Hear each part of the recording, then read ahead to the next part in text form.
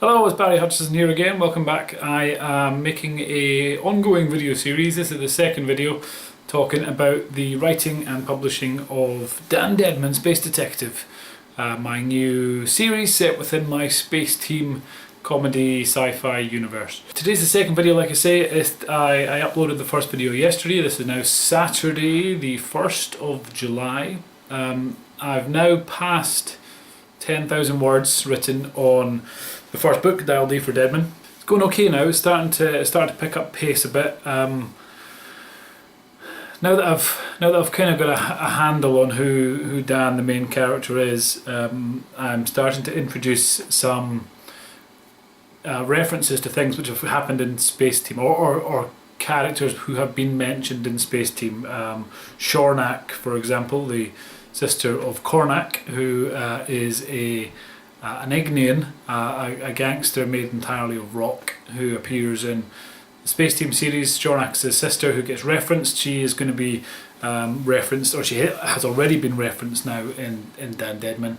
And it's quite fun to be able to throw in little hints about Space Team and kind of connect it a little bit without connecting it properly, while still making it its own distinct thing.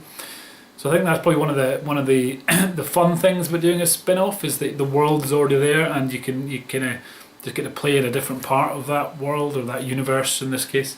So I'm hoping it's kind of the Frasier to Space Team's Cheers, as opposed to the Joey to Space Team's Friends, and that people actually enjoy it. So but yeah, so far so good. It's picking up speed. My initial concerns that it was going to take longer than a Space Team novel will probably be well founded, but hopefully it won't take that much longer. Apologies for my hair, by the way. I'm just out of the shower, so I just realised it looks a bit mad. But what I thought I would do today is read about a page and a half or so of the first Dan Deadman book, Dial D for Deadman. This is the bit that I really struggled with, because I was trying to set the scene, trying to establish character and all that stuff and tone really quickly, so people would get straight into the story and be whisked along by the tale. So I'm not going to read too much. Just a little bit, but it should give you an idea of what you can expect from the book.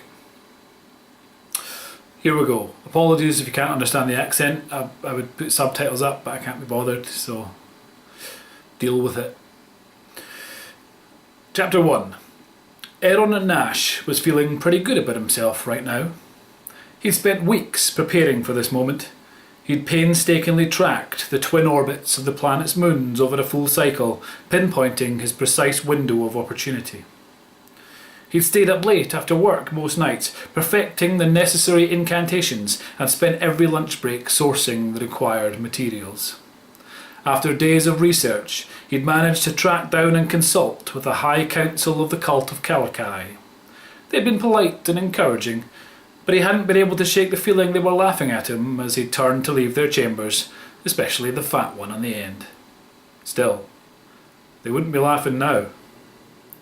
He'd even bought himself a special purple robe. It wasn't strictly necessary, of course, but you couldn't leave the cult chambers without passing through the gift shop, and the moment he'd seen it, he knew he had to have it. Granted, from certain angles it made him look a foot shorter and around 70 pounds heavier, but he'd spent almost a full week's wages on the fonkin' thing, so he'd worn it anyway. Yes, with all that preparation, Aaron Nash had been a very busy man. And then there were the murders, of course. None of it would have been possible without those. He'd been reluctant at first. All that blood, all that screaming, he'd found it troubling, although he told himself that this was only to be expected and nothing to be ashamed of. By the third or fourth slaying, he was starting to get into the swing of it. By the time he'd slit the final throat, he almost didn't want the wheezing and gargling to end. Pulling his bruise-coloured robe around himself, Aaron weaved his way through the web of alleyways behind the warehouses. Without really intending to, he began to skip. He hadn't skipped in years. Had he ever skipped, in fact? He couldn't remember. Tonight, though. Tonight was a night for skipping. He'd done it. After all those weeks of preparing, months of planning, and years of dreaming, he'd actually done it. Tonight was a night he would remember forever. Tonight, if he were being completely honest, was the greatest night of his life. Aaron had just turned onto another alley when a corpse fell on him. It landed heavily on his back, feet first, and hurt quite a lot. The corpse didn't look happy, and while very few of them do, this one was notable in that it looked decidedly unhappy. It was also notable in that it was moving. A hand, the skin rough and dry, wrapped around Aaron's throat. He let out part of a yelp as he was hoisted off his feet, the other part remaining stuck somewhere in his constricted windpipe. It was only ejected when Aaron was slammed backwards against the wall and all the air was forced from his lungs in one sudden gasp. Said Aaron, although said as a generous way to describe the actual sound that burst from his fish-like lips. He'd been aiming for something along the lines of, ow, stop, this really hurts, but given the circumstances, was the best he could do. Not that his pleas of mercy would have done him any good, he suspected. The man currently hoisting him into the air one-handed did not look like the reasonable type. He looked like the dead type more than anything. Smelled that way too. He wore a wide-brimmed hat, but had pushed it back on his head to give Aaron a clear view of the horror show that was his face. The guy's skin was criss-crossed by scar tissue and decay, making his face resemble a map of a particularly depressing city centre. His eyes were narrow, the pupils a slate grey with a disconcerting hint of milky white around the edges. His nose was crooked, and his lips were just on the wrong side of blue to still be feasibly alive. Surprisingly good teeth, though, Aaron noticed, as he fumbled beneath his robe for aha. With a sudden jerk, Aaron buried his ceremonial dagger in the middle of the man's chest, all the way up to the hilt. He twisted the blade, then summoned enough air to let out a tiny squeak of triumph. Slowly, ever so slowly, Aaron's attacker looked down.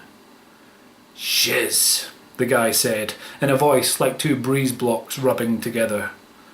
"I just bought that funking shirt." And I shall leave it there. So that is the first page and a half or so of Dan Deadman Space Detective Book 1, Dial D for Deadman, coming in September 2000 and whatever this year is, 17? Something like that.